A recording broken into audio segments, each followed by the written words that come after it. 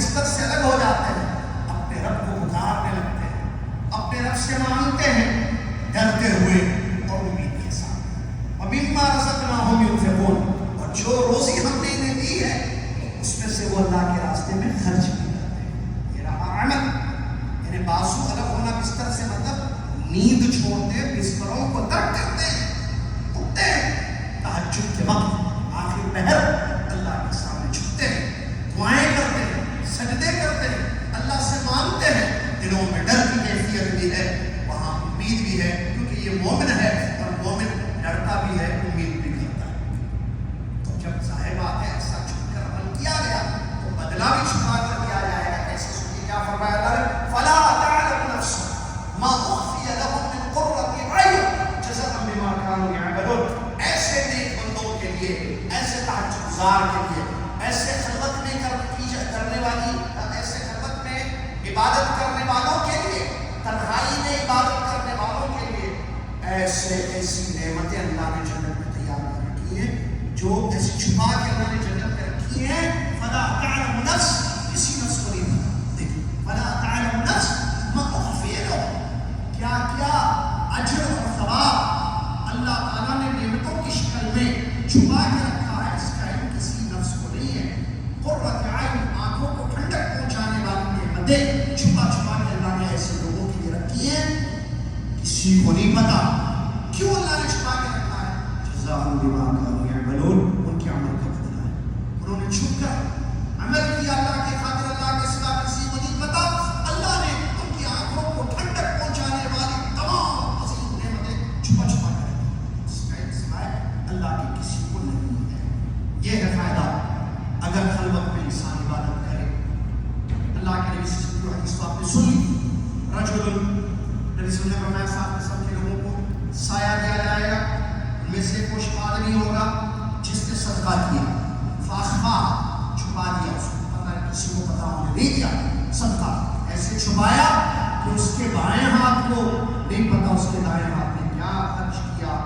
یہ کیوں کیا؟ اس نے اخلاص اس کے دل میں تھا. فقیر کا خیال تھا کہ فقیر محسوس نہ کرے کہ کوئی مجھ پر احسان کرے، اسی لیے چھپا کر اس نے دے دیا. یہ اور اس جیسی بہت ساری عبادات اعمال ہوتے ہیں جو انسان تنہائی میں کر سکتا ہے، جیسے تلاوت کرنا، دعائیں کرنا. تو چند عبادتیں یہاں پر بیان کی گئی ہیں، لہٰذا ہمیں چاہیے کہ اس طرف ہم توجہ دیں. ایک عبادت تو نماز ہے، نماز کا فرض نماز نہیں، وہ پڑھنی ہے جواب کے ساتھ.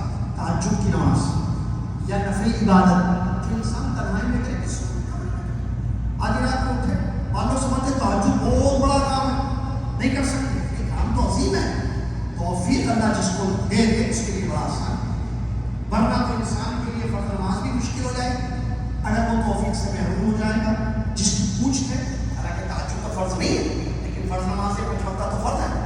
انسان اللہ سے توفیق مانگے، کوشش کرے، محنت کرے تو تہجد گزارو بن سکتا ہے.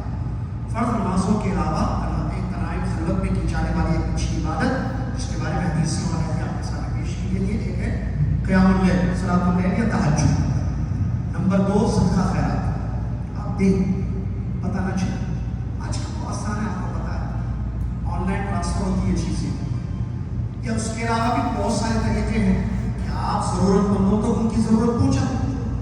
1 ریال یا اللہ نے دیا، عبدالرحمان نے دیا، لیکن وہ دعا کرے گا اللہ جس صاحب خیر نے مجھ تک یہ چیز پہنچاتا اس کی سارے معاملات دور کر دے، کرے گا نا. تو قبولیت کے لیے اعتبار سے تہجد کی دعا ہوتی ہے. تو تنہائی میں رات کے وقت تیسرے پہر تہجد کے کچھ دعائیں ہوتی ہیں، اس میں بڑا ہوتا ہے. اسی طریقے سے غریب بیواؤں یتیموں کی مدد کرنا ہے. اسی طریقے سے کارے خیر میں حصہ لینا.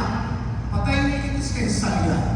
بھائی مسجد میں پنکھے کی ضرورت ہی مثال تو کسی نے انتظام کر دیا، کون ہے نہیں پتہ کسی. اللہ میں مہاراشٹر میں پچھلے ہفتے جو ہے اورنگ آباد سے حیدرآباد آ رہا تھا، راستے میں ایک مسجد میں ہم نے نماز پڑھی. فجر کا وقت ہو گیا تھا. ایک مسجد میں چھوٹی سی مسجد، چھوٹے سے گاؤں. مسجد کس کی ہے؟ مسجد والوں سے میں نے پوچھا بھائی یہ کس کی مسجد ہے؟ چھوٹی سی مسجد ہے، نہیں معلوم کس نے بنائی. جب باہر نظر پڑی تختی لکھی ہوئی ہے کہ ایک صاحب خیر شارجہ کے رہنے والے نے یہ مسجد بنائی. کون ہے وہ شخص؟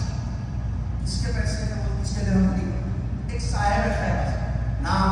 جانتا نہیں پتا نہیں، اس نے بنا چھوٹی سی، اور وہ بھی ہائی وے پر مسجد، مسافروں کے لیے بڑی آسانی ہو گئی کہ لوگ نماز کے کھانا رکتے ہیں اور نمازیں پڑھتے ہیں. اور ہم نے جب پڑھی دل سے اس آدمی کے لیے دعا کرا، ہم خود نہیں جانتے کون ہے بات، مثال اس لیے دے رہا ہوں، ایسے لوگ ہیں آج کے دور میں جو ایسا کام کر دیتے ہیں کہ وہ کام سے دنیا فائدہ اٹھا رہی ہے. خیر کا اتنا اچھا کام انہوں نے کیا کہ اس سے لوگ مستفید ہو رہے ہیں، لیکن کون ہے وہ شخص؟ اللہ تو جانتا ہے.